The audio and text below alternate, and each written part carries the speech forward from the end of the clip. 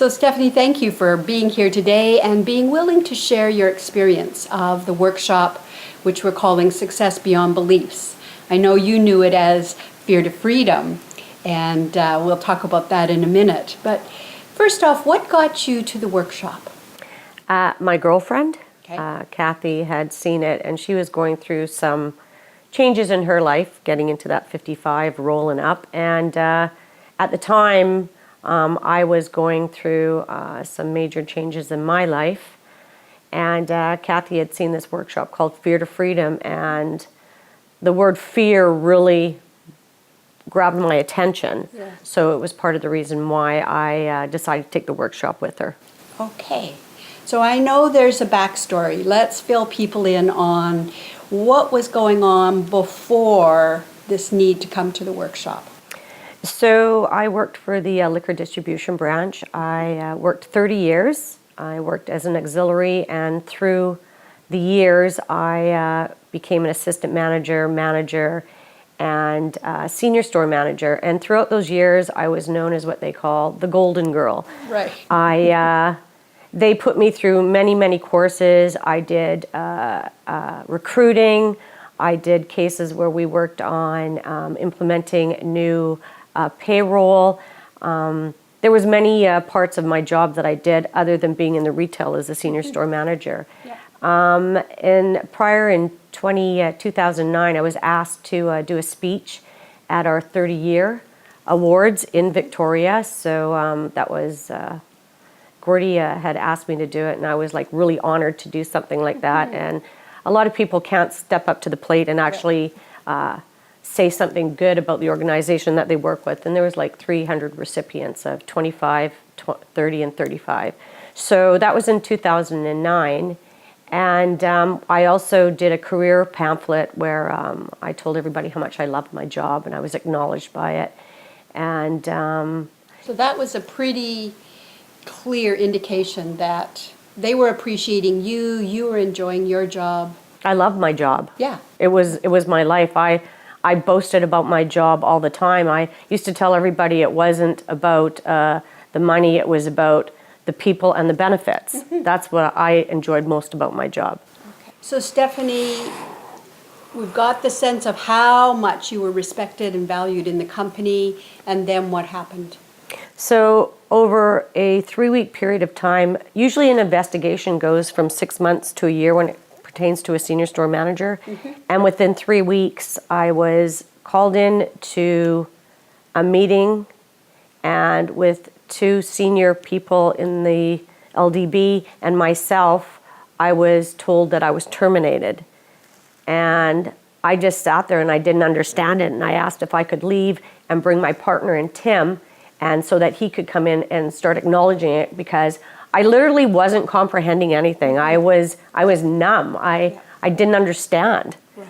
So Tim came in, and Tim asked questions and wrote notes, and they just said that for all these reasons, and they handed the sheet that I was terminated. And from that point on, I don't really remember a lot. I just remember getting in the car and then Tim just asking me questions, and I was numb. Yeah, yeah, I didn't understand. yeah. And so that's really, in a way, the state you came to the workshop in. The shock, the trauma, the distress, the hurt, the sense of betrayal. All of that sounds like that's what was really going on when you showed up in this workshop.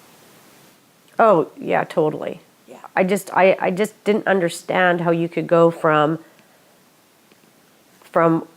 loving your job and the people that you work with and them telling how much they adore you to all of a sudden you're like not even in that respect anymore. And so one of the things in the workshop is we often are helping people really recognize how they've sought their security and their safety all outside themselves. And when that gets rocked or taken away, as it was in your case, there's a huge shift that needs to be made in terms of how you ground yourself and your whole sense of identity. So let's talk about the workshop. What did you find was the biggest result or the biggest shift for you? For me, probably just getting to understand myself. I remember there was this, what we were doing, and I remember closing my eyes, and all of a sudden, I always had a thing about, I hated people teasing me. And throughout my whole life, it really bothered me, and I realized through this one exercise that I shared this, that I was this little 3-year-old hiding in a closet. And once I understood why she was hiding in the closet, that fear of letting go of people teasing me and stuff like that, that helped me move forward. And to understand that, it's not always done in hurt, Yeah. that it could be done in fun. But it could still hurt. Oh, it can totally still hurt. Yeah. Yeah. Yeah. So interesting that stuff that went way back could get cleared in this process and really give you that sense of freedom, it sounds like. Yeah, well, it gave me the strength. I think when you get broken and everything falls out from under you and there's cracks everywhere, you're just like, I was so lost. Yeah. I just remember being so lost, and I remember Kathy saying that this Spirit of Freedom was going to help us both out, and I remember going away and she was adamant, you start writing a journal. And then when you look back at that journal and you can see things, and when I went to Fear to Freedom, I would read that journal every day, and this is what brought me here. And these were the reasons, because I needed to work on trust again. Right. Trust was an issue that I thought I would never be able to handle again, and finding myself. Really, when you're that broken, sometimes most people that I talk to, they would look at me and they'd say, I don't know how you get through this. Like, some people would go to, alcohol, drugs, suicide. There's many things that people would do, and I'm lucky that I was very fortunate to have family and friends, but I was lucky to find me.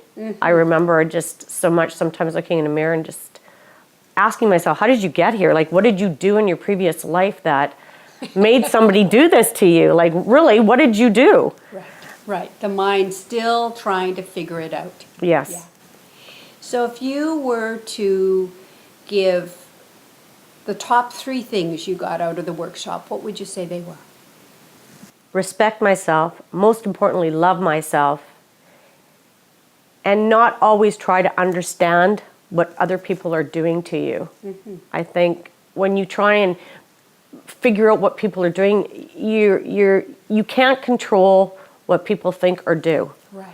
And that was one of the things, being a senior store manager, I could always control my work environment and things that were done and said in there. But when I wasn't in that box, things were different. Right. So that powerful realization that I can't control what's outside of me, and I can't even over-focus on it, because it's not going to give you what you were looking for. No. No. Great. Well, there's a few more things that we'd like to ask you. I think a lot of times people wonder about privacy when they do a group workshop. Did you talk to me about how you felt in terms of, was it safe for you to have your own experience? Did you feel like you could have your own privacy if you needed or wanted it? Yes, but I'm a person that likes to share. Right. I know you are. I know when I went with my girlfriend and we went through the process, I know that she's not one to share. No. But she found that she had lots of privacy and that she respected the people that we were with. We felt safe, that nobody would go off and talk. It wasn't one of those. And for me, I like to share, so I felt very comfortable. Yeah, with that. Okay. The other thing is, I know people will want to know the end of the story. So clearly you got terminated. I did. Clearly you had to go through an extensive process, which ended up in the courts, didn't it? It did. Right. So can you give us the fun thumbnail ending to the story? Because right now we've just got you going out the door as a pariah. Where did it end? So, if you can believe it, the court case went for 3 weeks, which is kind of unheard of. It was my week of me to share myself and my witnesses, and it was a week of theirs to share theirs.